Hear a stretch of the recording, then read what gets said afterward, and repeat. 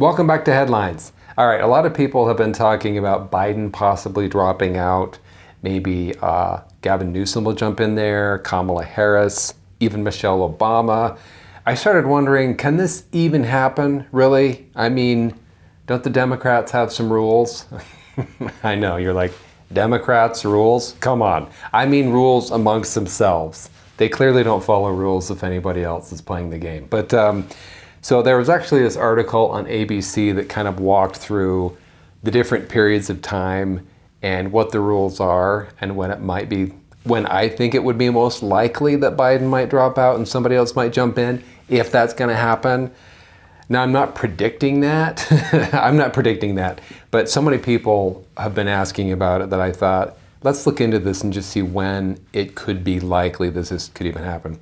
So there's this story on ABC News. It's actually just earlier this month, January. What if Biden or Trump suddenly leaves the 2024 race?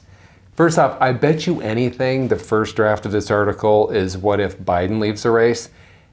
And probably the editor or somebody said, hey, that's going to hurt Biden's feelings. We're ABC, we can't do that. We need to do this like what if either one of them drops out? But come on. Anyway, I think it had to be just what if Biden drops out. So basically there are different periods of time as we go towards the convention and after, and we have different kind of rules and scenarios that would apply depending on what period of time we're in. So the first period of time is from now until March. And let's see, one of the least complicated times for a front-runner to lead the race would be right now when no voting has started and delegates are not yet bound to candidates. So if something happened to Biden, you could see new Democrat candidate or 10 try to jump into the race.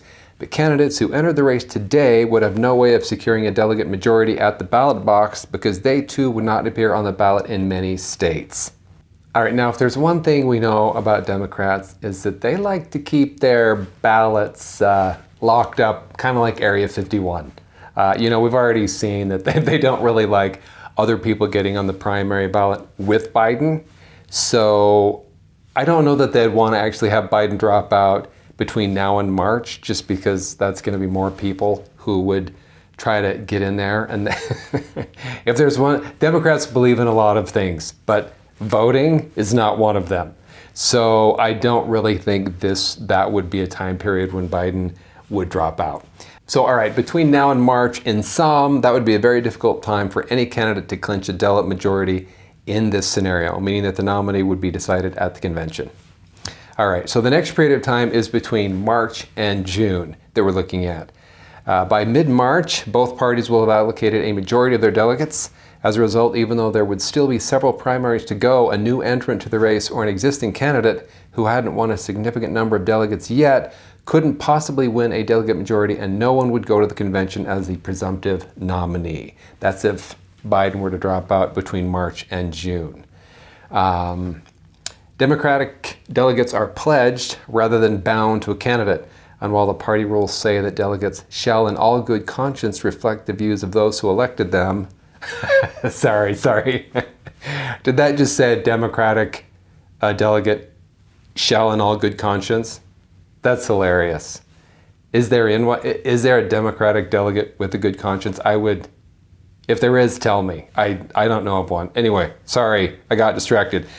Democratic delegates, they say that they shall in good conscience reflect the views of those who elected them. There is no penalty if a delegate votes differently. This could make it easier for Democrats to adjust to a highly fraught situation in which the incumbent president has unexpectedly left the picture. Sorry, I can't talk tonight. Anyway, I guess this is still a similar situation as the first one. It seems like it's going to be really messy for Democrats, and they would have a lot more people trying to get votes from the different delegates at the convention. So although he could drop out between now and June, that still seems like he's not going to do that. There's still going to be too many voices wanting to get their people in there, and I don't think the DNC wants anybody else involved in deciding who's going to run for president. Actually, they don't want anybody involved in who's going to be president, really, if we're being honest. Now, the next period of time is between June and the convention, so maybe this period of time is looking a little bit better for when Biden might drop out? I don't know. Let's see. The Democratic National Convention takes place August 19th through the 22nd in Chicago. That's not going to be a safe place. In this scenario, it would become a once-in-a-lifetime political spectacle if Biden were to drop out basically between June and the convention. Any new candidate who wants to run at this point would have to get nominated at the convention itself, the rules for which are different for each party. At the Democratic convention, new candidates need to get at least 300 delegate signatures in order to be nominated. Now, let's just say the Democrats have been scheming and planning this whole time to have somebody put in at the last minute, and they want full control over that. Even if they wait until it's between June and the convention, still, that's going to be too many voices for them to want to deal with. I even think that's going to be like, we don't really want to deal with that. We've done so much plotting and scheming. Can we make it even better for ourselves? I think they can, and that is the next period that we're going to be talking about. All right, the last period of time we're going to talk about is from the convention to when the ballots are printed.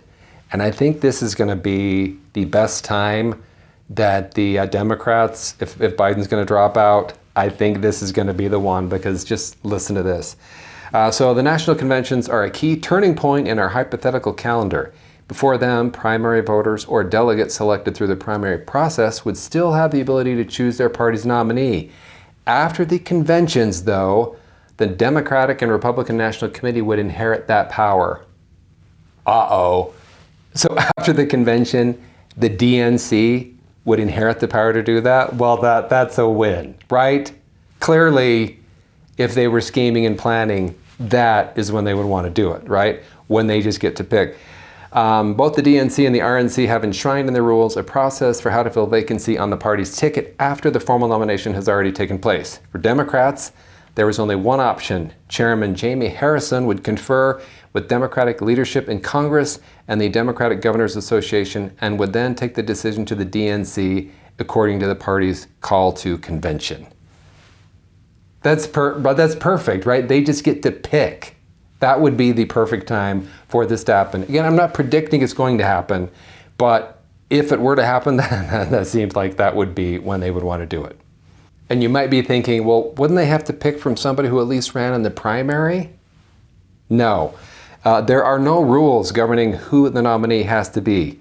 The nomination would not, for instance, just go to the former nominee's running mate or the person who won the second most delegates in the primaries. They just need to get a majority of party members to vote for them. So there are no rules at that point. They get to pick whoever they want. That's where the Democrats live. This is their dream come true. This is what they want. So I think that's what and I don't know how likely it is for Michelle Obama to be thrown in here or not, but that seems like that would be the time to do that, because she's not in any primaries, but she keeps being, I hear her name thrown around. Now, if she's thrown in the last minute, that might really piss Gavin Newsom off. But Gavin Newsom, he's white, so come on, a white male, he can't possibly Trump, that's funny that I used that word. Anyway, so because there are no rules and they can pick whoever they want at that point, to me that seems like the best period of time when they would want this to happen. Last little tidbit from this article, the results of all the primaries and caucuses would no longer formally matter. While the primary results would be one source of information for the members, if they vote, or delegates, if they reconvene the convention, they wouldn't be bound to choose the person who came in second in the primaries. They don't even have to choose somebody who ran in the primary. So again, at this point, this is that last period of time from the convention to when the ballots are printed. That's when they can pick, the DNC gets to just pick whoever the crap they want. And guess what? Nobody else gets to fight about it on the Democrat side. And that seems perfect. Now, I don't know if this is going to happen, by the way. I just see so many people thinking that it might happen that I started wondering about the mechanics and the rules, and if we looked at them, if we could determine when it would be most likely that kind of a move would happen. So anyway, we will watch this and see. I don't know if nobody else is going to do better against Trump than Biden, then I don't know what the point would be to replace Biden with somebody else, if they're going to they basically are having the same kind of polling that Biden is. Anyway, thanks for watching Headlines. My name is Wes Austin, and we'll see you next time.